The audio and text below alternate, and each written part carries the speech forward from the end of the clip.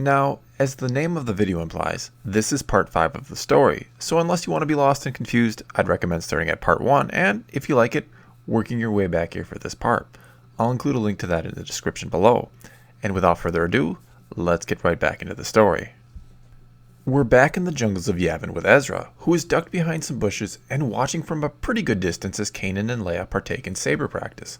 Though Ezra is too far to hear everything being said, every so often we can make out Kanan giving instructions, and usually it has to do with Leia needing to improve her stance. At one point, Leia makes a lunging attack at Kanan, catching him off guard, and he stumbles backwards over an exposed tree root. Leia then stands over him triumphantly and makes a comment about who's the one who needs to watch their stance, before the two begin to laugh and Leia helps Kanan up. This is when Ezra's face starts to darken, and we see his hands ball up into fists. We then hear a voice saying Ezra, eerily resonating around him in the jungle. It calls out to him a couple more times before Ezra finally turns from Leia and Kanan and drops to his knees and shuts his eyes. And a moment or two later, the jungle around him fades away, and he is kneeling in a vast, dark nothingness. We then see kneeling directly behind him, also with her eyes closed, is Ahsoka. When she speaks, there is again an echo of another within her voice. Well, young one? Ezra remains kneeling, keeping his eyes closed and his head slightly bowed as he speaks. Why can't you just leave me alone? Ahsoka grins slightly. It was you who came to me in the first place, seeking the power to help your friends, remember? Ezra says nothing to that, and Ahsoka continues. Or do you no longer crave power to save them, but crave it for other reasons? Ezra then snaps back. I don't care about power anymore. I just want you out of my head. I want the real Ahsoka back. I want everything back to the way it was before we set foot on Malachor and Maul found me. Ahsoka then replies, even the most powerful Force users cannot change the past, but we can shape the future and alter the destinies of others. This is why we were given the great gift in the first place. The Force has entrusted people like us, Ezra, to make the galaxy as it should be for others. Ezra snorts. You really think I believe that? In truth, young one, I care not what you believe.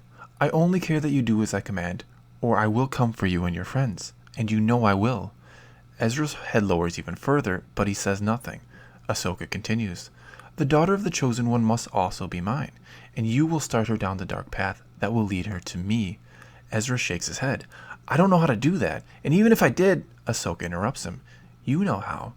Take from her that which she holds most dear. Ezra gives a rather helpless shrug. I don't even know what that is. I barely know the princess. Ahsoka smiles. Yes, you do, young one. Yes, you do. Ezra's eyes shoot open and he's back in the jungles of Yavin, and standing over him is a very confused-looking Kanan. Ezra, what are you doing out here? Ezra gets to his feet and brushes himself off. Looking for you, of course. I figured I'd brush up on my saber techniques with you and Leia. Kanan's face loses all confusion and suspicion. Oh, well, Leia went back to the temple. Her father wanted to see her right away. Ezra grins and jokes. Which father? Kanan gives him a look and says, That's not even funny, Ezra. Bail Organa is the only true father she has. Ezra is then quiet for a long moment and is in deep thought. What is it? Kanan asks. Oh, nothing, Ezra says. I just find it curious how much she really cares about that other father of hers. That's all. The scene then shifts, and we're now with Ahsoka, and her eyes slowly open, and she appears to be in the cargo bay of a small ship, most likely Maul's old Mandalorian ship. She doesn't need to turn her head or even glance over her shoulder to know that Luke is standing right behind her. I told you to wait in the cockpit, young one, she says.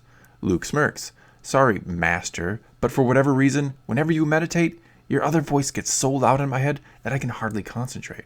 Ahsoka's brow raises curiously. My other voice?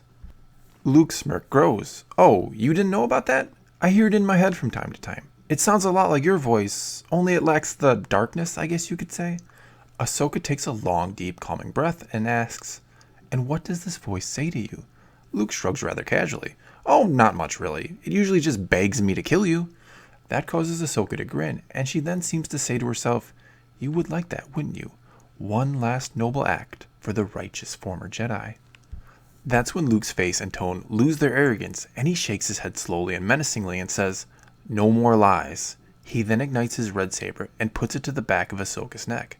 Just who is she, and why do I get the feeling I should trust her more than I trust you? Very subtly, Ahsoka moves her hands into her robes, and as she does, Luke notices and grins. Your level of meditation was quite impressive, Master. You didn't even notice me take your sabers. Ahsoka lowers her head and sighs. Why must it always be this way, she says, her expression looking truly sad. Why must mistrust be the downfall of all who follow the true nature of the Force? Ahsoka's eyes then begin to blaze red. And why must you force my hand, young one? In one instant, Ahsoka is kneeling with Luke standing behind her, saber at her neck. Then there is just a blur, and in the next instant, she is on her feet and has spun around, and has Luke caught in a Force choke, his feet dangling in the air. With her free hand, Ahsoka then pulls to her Luke's dropped saber, and she lets it rest in the palm of her hand as if displaying it for him. I fear we must go back to basics with you, young one, she says as she turns her gaze to the saber and concentrates on it.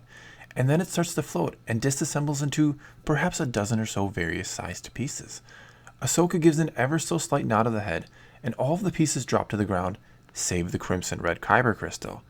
This she lets float down into the palm of her hand. Luke, still caught in the Force choke, then manages to say, "That belongs to me." Ahsoka just shrugs. "Then take it back," she says, as she releases Luke and lets him drop. Luke rubs at his neck for just a moment before he reaches out with both hands towards a supply crate that suddenly pops open, and Ahsoka's two sabers starts to fly towards his outstretched hands. But Ahsoka reaches out with one hand and intercepts one of them. Then, at almost the exact same moment, they both get a saber and ignite it, Luke getting the white one, Ahsoka getting the black. Ahsoka shakes her head as if she pities him. "This is not the way to get your saber back, young one." Luke only smirks. "We'll see about that," is all he says before he attacks. But his attack is short-lived, and in only a few seconds, Ahsoka disarms him and takes back her other saber, and leaves Luke standing there, looking more frustrated than ever. "Who are you really?" Luke demands. But to that, Ahsoka shakes her head and says, "First, figure out who you really are, young one." Luke seems to truly think about that for a long moment before he begins to get frustrated yet again. Ahsoka then asks, "What is it you've always wanted?" Luke snorts, "For most of my life, it was just to get off Tatooine." "And why was that?" Ahsoka asks. Luke then thinks for a moment. "I hated my uncle always telling me what to do, and I hated it because I could feel like there was so much more out there for me."